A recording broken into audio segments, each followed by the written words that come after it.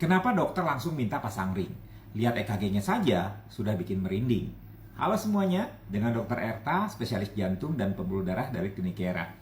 Kali ini kita akan membahas kenapa dalam situasi tertentu, begitu dokter melihat hasil EKG, langsung saja muncul keputusan untuk melakukan PCI alias pasang ring di pembuluh darah jantung. Mungkin buat sebagian orang terdengar seperti keputusan yang terburu-buru. Padahal baru lihat kertas dengan garis aneh-aneh seperti ini, sudah langsung disarankan masuk ke ruang kateterisasi. Tapi percaya deh, di dunia kardiologi ada hal-hal yang nggak pakai nanti-nanti.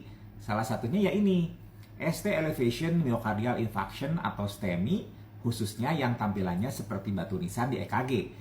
Gambaran EKG yang disebut tombstone ini biasanya terjadi pada infak dinding anterior, yaitu bagian depan otot jantung. Kenapa bentuknya disebut seperti batu nisan? Karena gelombang ST-nya itu naik tinggi, lebar, dan menyatu dengan gelombang T. Membentuk kurva yang mencolok seperti, ya itu tadi, batu nisan.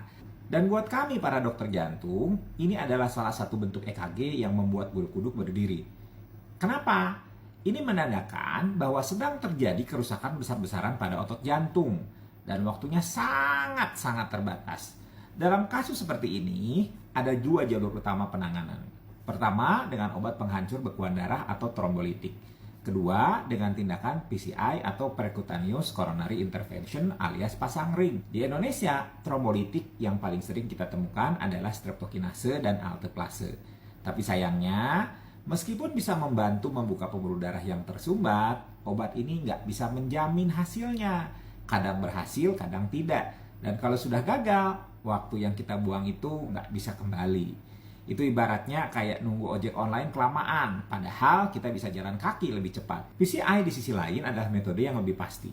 Begitu pasiennya masuk lab kateterisasi, kita bisa langsung melihat pembuluh darah mana yang tersumbat, seberapa parah sumbatannya, dan bisa langsung kita bersihkan serta pasang ring. Secara statistik, PCI memberikan tingkat keberhasilan yang sangat tinggi. Nyaris mendekati 100% untuk membuka sumbatan arteri koroner. Dan bukan hanya soal sumbatan, kita juga bisa memantau aliran darahnya secara real time. Bayangkan punya GPS lengkap untuk jantung Anda. Nah, itulah keunggulan PCI dibandingkan hanya menebak-nebak dengan obat. Namun tentu saja, PCI ini tidak bisa dilakukan di sembarang tempat. Butuh fasilitas rumah sakit dengan cath lab, tim terlatih, dan ketersediaan dokter jantung yang sudah ambil fellow intervensi. Makanya protokol global menyebutkan jika PCI bisa dilakukan dalam waktu 2 jam atau 120 menit sejak pasien pertama kali kontak dengan tenaga medis, maka PCI adalah pilihan utama. Tapi kalau tidak memungkinkan, misalnya karena lokasinya terpencil atau tidak tersedia fasilitas, maka trombolitik itu tetap jadi penyelamat utama. Nah, di Indonesia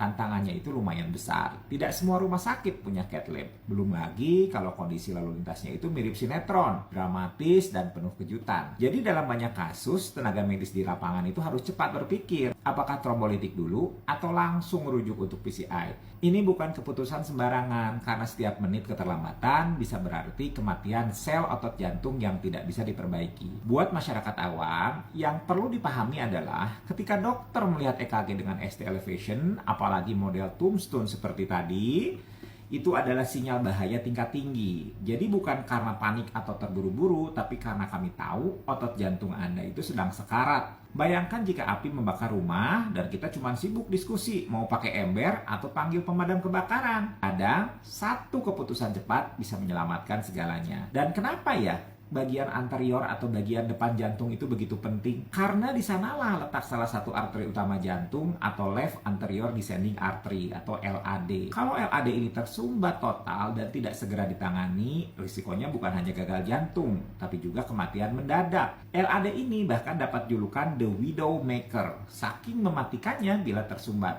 Serem ya? Tapi itulah kenyataannya. Jadi kalau Anda atau orang di sekitar Anda itu mengalami nyeri dada yang hebat, terasa seperti ditindih beban berat, menjalar ke lengan kiri, disertai keringat dingin dan mual, jangan tunda, segera ke rumah sakit yang punya fasilitas jantung. Karena semakin cepat penanganannya, semakin besar harapan hidup dan kualitas jantung yang bisa diselamatkan. Sebagai dokter jantung, saya sering bilang, lebih baik kita curiga dan ternyata bukan serangan jantung daripada kita santai dan ternyata kita kehilangan waktu emas. Jangan ragu, jangan malu, dan jangan tunggu. Edukasi ini penting banget ya untuk disebarluaskan. Jadi kalau menurut kamu informasi ini bermanfaat, yuk bantu share ke keluarga, teman, atau siapapun di sekitarmu. Bisa jadi satu postingan kamu bisa menyelamatkan satu nyawa.